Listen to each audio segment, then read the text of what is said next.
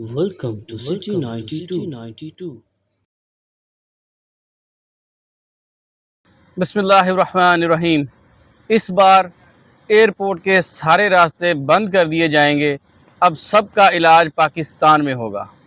मदारी के हाथ की सफाई जब तमाशाइयों पर खुल जाए तो वो करतब नहीं रहता, बल्कि वो मदारी खुद तमाशा बन जाता है, जैसा कि इस इलेक्शन में हुआ। 8 फरवरी इलेक्शन के दिन से पहले भी वो गुंडागर्दी, बदमाशी और बगैरती हुई। वोटर हल्के तकसीम किए गए। ये भी धांधली की ही एक सूरत है कि जब इस बात से लोग मुतनफ़र होकर वोट डालने ही नहीं जाएंगे तो उनके वोट का गलत इस्तेमाल किया जा सके।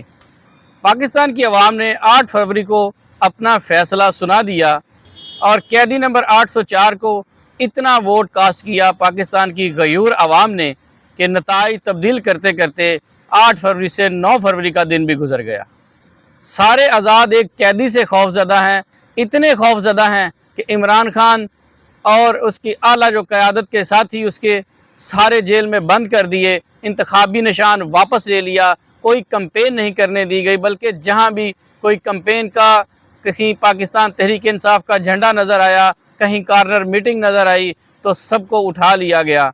ये इलेक्शन से पहले भी गुंडागर्दी, बदमाशी और ये बगैरती रही। इन सब के बावजूद भी आवाम ने वोट इमरान खान को ही कास्ट किया।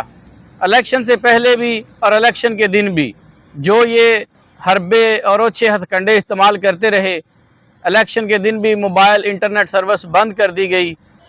ये सोचिए कि अगर इमरान खान जेल में ना होता और उसकी जमात पाकिस्तान तहरीक इंसाफ को खुलकर कैंपेन करने दी जाती, जैसे कि मुस्लिम लीग नून और पीपल्स पार्टी को इजाज़त थी, तो पाकिस्तान में जो इलेक्शन हुआ उसका रिज़ल्ट क्या होना था।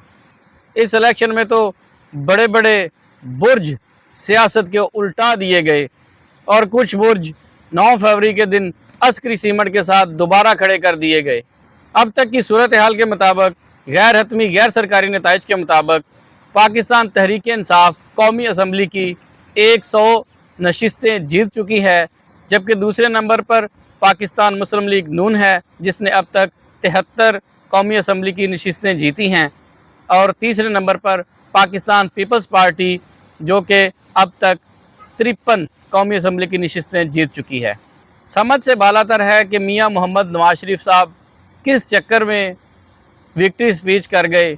जब वो विक्ट्री स्पीच कर रहे थे तब तक के रिज़ल्ट के मुताबिक पाकिस्तान मुस्लिम लीग नून के पास कौमी असम्बली की सिर्फ 60 नशिस्तें थी, और वो विक्ट्री स्पीच जो करके गए उसमें आज़ाद उम्मीदवारों और बाकी सियासी जमातों को दावत दी कि आएँ मिलकर हुकूमत बनाते हैं।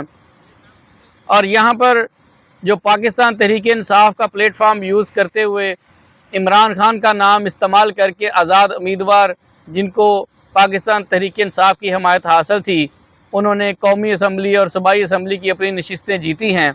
अगर उनमें से कोई ये सोच रहा है कि मैं तो आज़ाद हैसियत से इलेक्शन जीता हूँ तो मैं किसी भी पार्टी में जा सकता हूँ, ये मेरा हक़ है, तो इतना बताना चाहूँगा कि अगर आप आज़ाद हैसियत से इलेक्शन लड़कर किसी भी सियासी जमात में जाना चाहते थे तो फिर पाकिस्तान तहरीक इंसाफ का प्लेटफार्म यूज़ नहीं करना चाहिए था आपको, और पाकिस्तान तहरीक इंसाफ और इमरान खान का नाम भी इस्तेमाल नहीं करना चाहिए था आपको।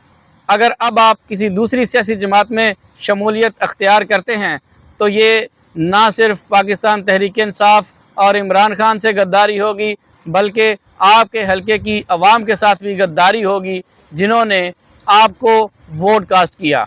अगर आपको खुद पर इतना एतमाद था कि आप आज़ाद हैसियत से इलेक्शन जीत सकते हैं तो फिर इमरान खान के नाम के बगैर इलेक्शन लड़ते, फिर जीतते, और फिर आपका हक़ था कि जिस पार्टी को मर्ज़ी ज्वाइन करते। कौमी असम्बली की नशिस्त जीतने वाले उम्मीदवार अगर किसी के दिल में ये बात है कि वो किसी और जमात को ज्वाइन करेगा तो वो ये मत भूले कि जो भी इमरान खान और पाकिस्तान तहरीक इंसाफ को छोड़कर गया है उसका क्या हशर हुआ है।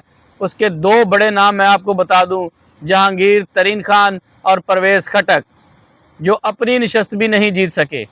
जितने भी आज़ाद उम्मीदवार पाकिस्तान तहरीक इंसाफ की हमायत हासिल है जिनको, और वो अपनी अपनी नशस्त जीत चुके हैं, ان کو کروڑوں روپے کی آفر بھی ہوئی ہوگی اور ڈنڈے کے زور پر بھی ان سے یہ بات منوائی جا رہی ہوگی، لیکن آپ سب نے گھبرانا نہیں ہے۔ آپ نے اپنے پاؤں پر ثابت قدم کھڑے رہنا ہے اور کسی صورت عمران خان اور پاکستان تحریک انصاف کا ساتھ نہیں چھوڑنا ہے۔